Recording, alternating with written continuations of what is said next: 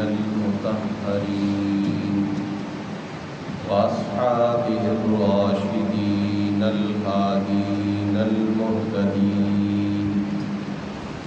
أما بعد فأعوذ بالله من الشيطان الرجيم. بسم الله الرحمن الرحيم. وما آتاكم الرسول فخذوه وما نهاكم عنه فانتهوا. صدق الله مولانا العظيم. إن الله وملائكته يصلون على النبي يا أيها الذين آمنوا صلوا عليه وسلموا تسليما. اللهم صل على محمد وعلى آل محمد وبارك وسلم. الصلاة والسلام عليك يا سيدي يا رسول الله وعلى آلك وأصحابك يا سيدي يا حبيب الله. الصلاة والسلام عليك يا خاتم النبيين وعلى آلك وأصحابك يا شفيع المذنبين. حمد و صلاة کے بعد معزز و محتشم حاضرین و سامعین، اللہ جل جلالہ کے فضل و کرم سے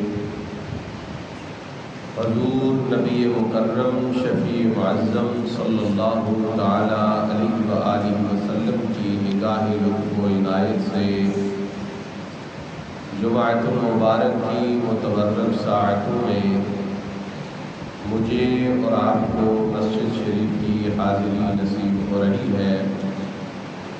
دعا فرمائیے خالق کائنات ہم سب کی حاضری کو اپنی بارگاہ میں شرف قبولیت عطا فرمائے۔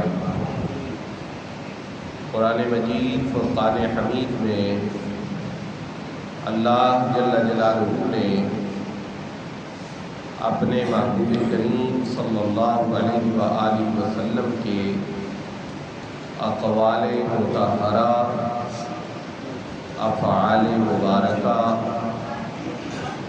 اعمال مقدسہ کی شرعی حیثیت کو بیان کرتے ہوئے ارشاد فرمایا، وما آتاکم الرسول فخذوہ۔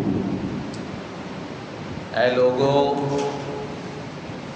اللہ کے پیارے رسول صلی اللہ تعالی علیہ وآلہ وسلم تمہیں جو تعلیمات ارشاد فرمائے انہیں لے لو، انہیں یاد کر لو، انہیں اپنے سینے میں محفوظ کر لو، ان پر کاربند ہو جاؤ، ان پر عمل کو یقینی بناؤ، یہ تمہارے لیے ضروری ہے۔ وَمَا نَهَاكُمْ عَنْهُ فَانْتَهُوا، اور جس چیز سے اللہ کے رسول تمہیں منع کریں، اللہ کے رسول تمہیں روکیں، اس چیز سے باز آ جاؤ، اس چیز کو چھوڑ دو، اس چیز سے تعلق توڑ دو۔ یہ آپ علیہ السلام کے اقوال، آپ کے افعال اور آپ کے اعمال کی حیثیت ہے جس کو اللہ نے اپنی پاک کتاب قرآن میں بیان فرمایا۔ اس کا مطلب یہ ہے کہ جب تک رسول اقدس صلی اللہ علیہ وآلہ وسلم کی احادیث اور آپ علیہ السلام کی سنت طیبہ پر عمل نہ کیا جائے اور آپ کے فرامین مقدسہ کو اہمیت نہ دی جائے، اس وقت تک بندہ قرآن مجید پر عمل نہیں کر سکتا، کیونکہ قرآن نے ہمیں پابند کیا ہے اس چیز کا کہ جو بات رسول پاک فرمائیں گے وہ تمہارے اوپر لازم ہوگی، جس چیز سے منع کریں گے تمہیں اس سے رکنا ہوگا۔ سو آپ علیہ السلام کے فرامین مقدسہ وہ قرآن مجید کی روشنی میں تمام امت مسلمہ کے لیے لاہ عمل ہیں، دستور حیات ہیں، دستور زندگی ہے۔ اب آقا کریم علیہ السلام کے جو فرامین مقدسہ ہیں وہ ہزاروں کی تعداد میں نہیں بلکہ لاکھوں کی تعداد میں۔ ہماری کتب احادیث کے اندر بڑا ذخیرہ موجود ہے آپ علیہ السلام کے فرامین کا، لیکن آج کی گفتگو میں آپ علیہ السلام کا ایسا خطبہ جس کے اندر اتنی جامعیت ہے گویا کہ تمام تعلیمات اسلامیہ کا خلاصہ حضور رحمت عالم صلی اللہ علیہ وآلہ وسلم نے خطبہ حجۃ الوداع میں بیان فرما دیا۔ مختلف کتب احادیث سے جو خطبہ حجۃ الوداع کلیکٹ کیا جا سکتا ہے اس کی عبارات کچھ یوں ہیں۔ حضرات صحابہ کرام رضوان اللہ علیہم اجمعین میں سے بعض حضرات نے بیان فرمایا، اذا کان یوم الحج، جب حج کا دن تھا، مکہ شریف کے اندر وہ کل گزرا اور آج یہاں پر 9 ذی الحج ہے، یعنی یہی تاریخ 9 ذی الحج کی ڈیٹ، اتا رسول اللہ صلی اللہ علیہ وآلہ وسلم عرفہ، تو آقا کریم رؤوف الرحیم صلی اللہ علیہ وآلہ وسلم میدان عرفہ کے اندر تشریف فرما ہوئے۔ فنزل بها حتى اذا زاغت الشمس، آقا کریم صلی اللہ علیہ وآلہ وسلم میدان عرفات میں اترے، حضور میدان عرفات میں جلوہ فرما ہوئے یہاں تک کہ سورج ڈھلنے کا وقت آیا۔ امر بالقصواء، آقا کریم صلی اللہ علیہ وآلہ وسلم نے حکم دیا کہ میری اونٹنی قصواء کو لایا جائے۔ یہ سرکار دو عالم صلی اللہ علیہ وآلہ وسلم کی سواری ہے جس کو آج ممبر بنایا جا رہا ہے خطبہ کے لیے۔ جی میدان عرفات کے اندر حضور نے اس اونٹنی کو ممبر کی حیثیت عطا فرمائی۔ فرحلت لہ، سرکار کی بارگاہ میں وہ سواری پیش کی گئی، حاضر کی گئی۔ فاتا بطن الوادی، حضور بطن وادی کے اندر تشریف فرما ہوئے۔ فخطب الناس خطبتہ التي بین فیہا ما بین، پھر سرکار دو عالم صلی اللہ علیہ وآلہ وسلم نے لوگوں کو خطبہ دیا اور اس خطبہ کے اندر سرکار نے جو شریعت کے ضروری مسائل تھے وہ سارے کے سارے بیان فرما دیے۔ اور یہاں پر یہ بات آپ کو مجھے سمجھنی چاہیے، 1.25 لاکھ کے قریب صحابہ کرام کا اجتماع ہے اور سرکار دو عالم قصواء پہ بیٹھ کر دونوں طرح سے کتب سیرت کے اندر یہ لفظ ضبط کیا گیا ہے، خطبہ ارشاد فرما رہے ہیں اور اس خطبہ کو تمام صحابہ کرام برابر سماعت کر رہے ہیں۔ یہ سرکار کا معجزہ ہے، جس طرح قریب والے سن رہے ہیں اسی طرح دور والے آقا علیہ الصلوۃ والسلام کے الفاظ طیبہ کو سن رہے ہیں۔ فحمد اللہ واثنى علیہ، حضور نے خطبہ شروع فرمایا، سب سے پہلے اللہ کی حمد کی اور اللہ کی ثنا بیان فرمائی۔ گفتگو کا آغاز اللہ کی حمد و ثنا سے کرنا یہ سنت رسول ہے، یہ سنت مصطفیٰ ہے۔ اب سرکار نے لفظ کیا ارشاد فرمایا، سبحان اللہ، یہ لفظ سنیے اور ایمان کو تازگی بخشیے۔ آقا کریم صلی اللہ علیہ وآلہ وسلم نے اللہ کی حمد اس انداز میں کی، قائلا لا الہ الا اللہ وحدہ لا شریک لہ، فرمایا اللہ کے سوا اور کوئی معبود نہیں، وہی معبود برحق، وحدہ لا شریک لہ، وہ تنہا معبود ہے، کوئی کائنات میں اس کا شریک نہیں ہے۔ صدق وعدہ۔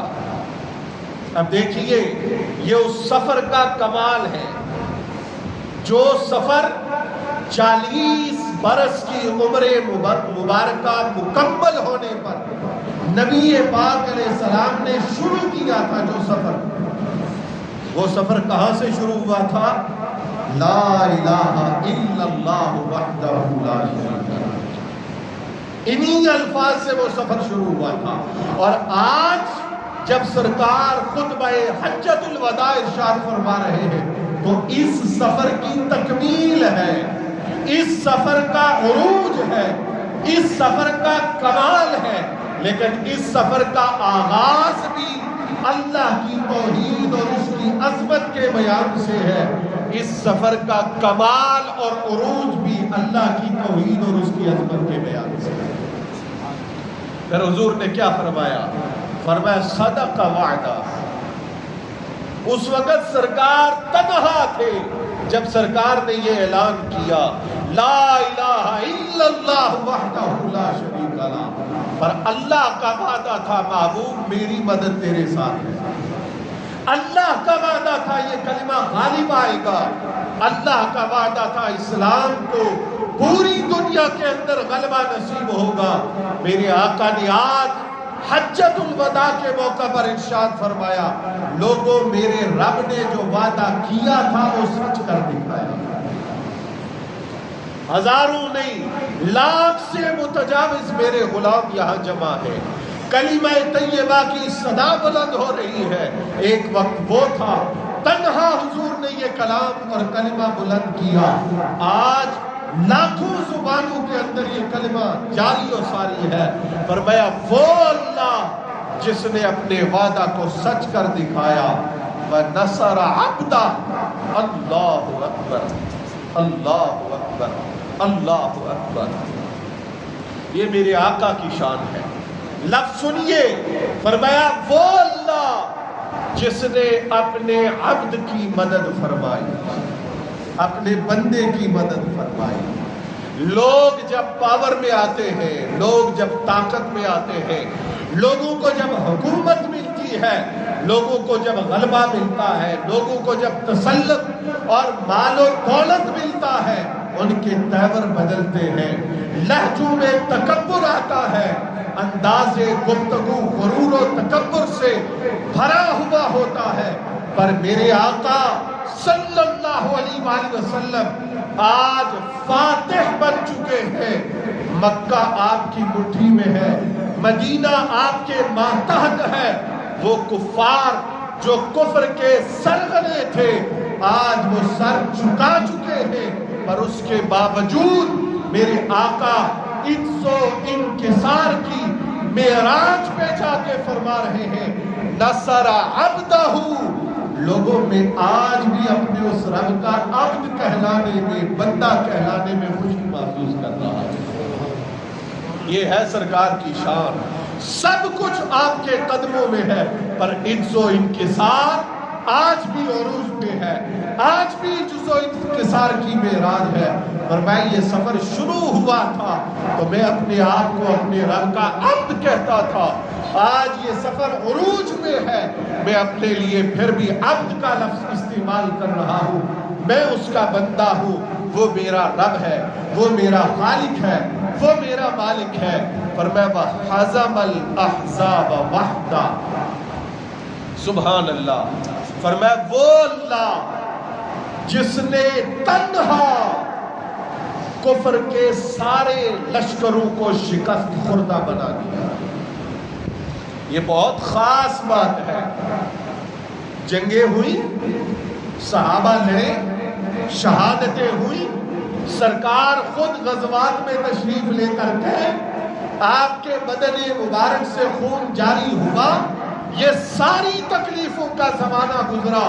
اس کے بعد جب کامیابی عروج حضور کی قدموں میں آ گیا تو میرے آقا نے فرمایا لوگوں سنو، وَحَزَمَ الْأَحْزَابَ وَحْدَهُ، یہ جتنے کافروں کے لشکر شکست کھا گئے ہیں، یہ ساری مدد میرے رب کی طرف سے۔ فرمایا تنہا میرے اللہ نے کافروں کو شکست دی، اپنی ذات پاک کا ذکر نہیں کیا، اپنے صحابہ اور غلاموں کی قربانیوں کا ذکر نہیں کیا۔ فرمایا جتنے کافر شکست کھا کے میدان سے گزرے وَحَزَمَ الْأَحْزَابَ وَحْدَهُ، یہ تنہا میرے رب نے کافروں کو بھگایا ہے اور اسلام کے کلمہ کو بلند فرمایا۔ پھر فرمایا یا ایھا الناس اسمعوا قولی، اے لوگو میری بات غور سے سنو۔ یہ خطبہ حجۃ الوداع ہے، یہ خطبہ حج ہے جو سرکار نے ارشاد فرمایا۔ فرمایا لوگو میری بات غور سے سنو، فَإِنِّي لَا أَرَانِي وَإِيَّاكُمْ أَن نَجْتَمِعَ فِي هَذَا الْمَجْلِسِ أَبَدًا بَعْدَ عَامِي هَذَا۔ فرمایا اور سن لو، مجھے اس بات کا علم ہے، مجھے اس بات کی خبر ہے، مجھے اس بات کا پتہ ہے کہ اس سال کے بعد میں اور تم کبھی بھی اس میدان میں اکٹھے نہیں ہوں گے۔ یہ علم ہے حضور کا ہے۔ ابھی وصال پاک چند ماہ کے بعد جا کر ہو رہا ہے، پر میرے آقا صلی اللہ علیہ وآلہ وسلم کے علوم مقدسہ کی وسعت دیکھیے۔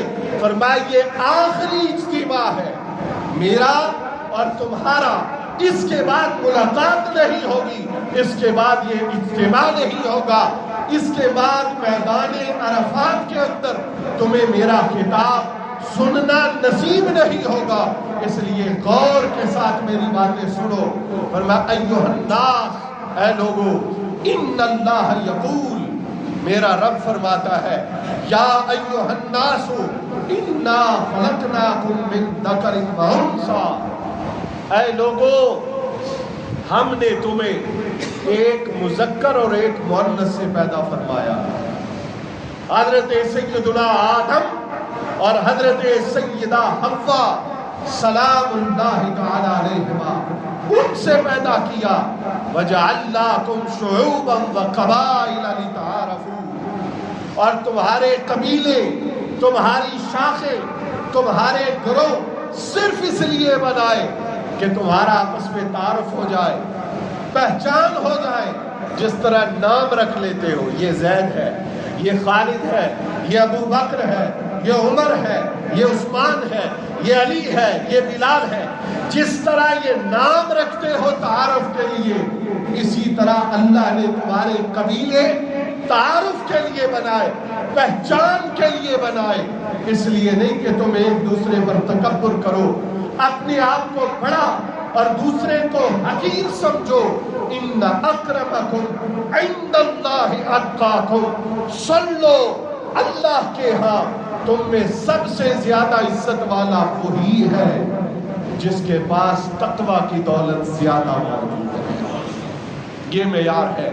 فرمایا لوگو فلیس لعربی علی عجمی فضل ولا لعجمی علی عربی، فرمایا کسی عربی کو کسی عجمی پر فضیلت نہیں، کسی عجمی کو کسی عربی پر فضیلت نہیں، ولا لاسود علی ابیض ولا لابیض علی اسود الا بالتقوی، فرمایا اور نہ ہی کسی کالے کو گورے پر فضیلت ہے، نہ کسی گورے کو کالے پر فضیلت ہے مگر تقوی کے سبب۔ فرمایا الناس من آدم، تمام لوگ آدم علیہ السلام کی اولاد ہیں، وآدم من تراب، اور اللہ نے آدم علیہ السلام کو مٹی سے پیدا کیا، اور مٹی کا مزاج عاجزی کا ہے، تکبر کا نہیں ہے۔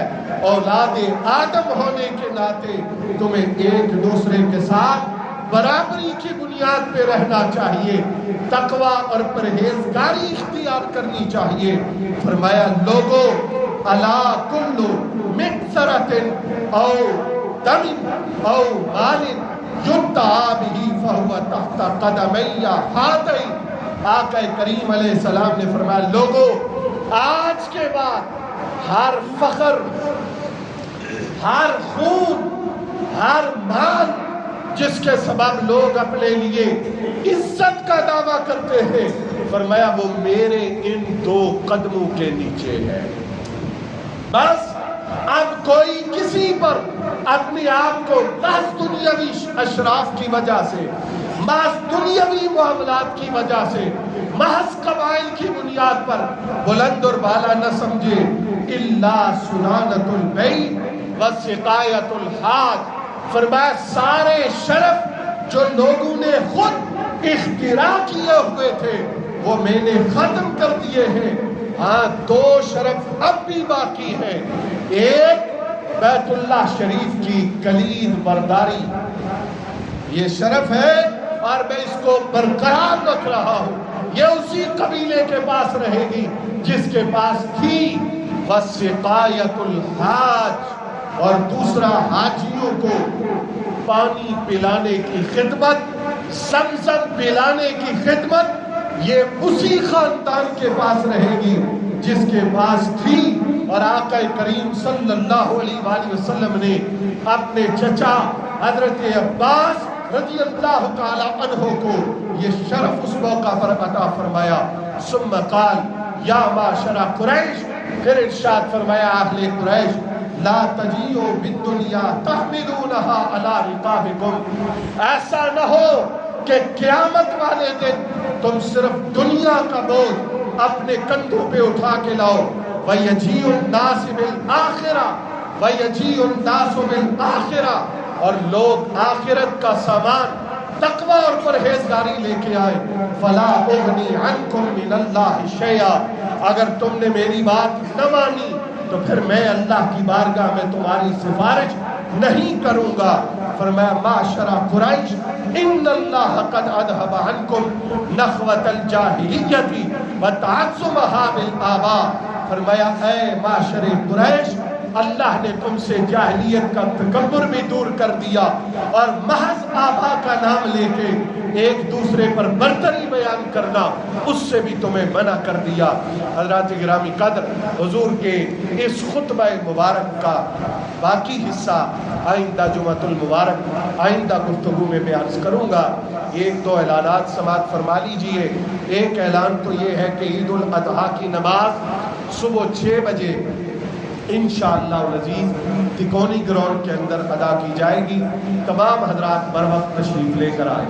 دوسرا اعلان یہ ہے کہ ہر سال کی طرح اس سال بھی آپ نے چرم ہائے قربانی کی صورت میں اپنی اس ادارہ کے ساتھ دل کھول کر تعاون فرمانا ہے۔ اور تیسرا اعلان یہ ہے کہ اجتماعی قربانی کا حسب سابق انتظام ہے۔ 30,000 روپیہ فی کا حصہ مقرر کیا گیا ہے۔ جو حضرات اس میں شامل ہونا چاہے وہ یہاں مسجد میں انتظامیہ کے ساتھ عملے کے ساتھ رابطہ فرما سکتے ہیں۔ عید کے موقع پر اپنے اس ادارہ کو اپنے خصوصی تعاون کے اندر لازمی یاد رکھیں۔ اللہ رب العزت ہم سب کا حامی و ناصر ہو۔ وآخر دعوانا ان الحمد للہ۔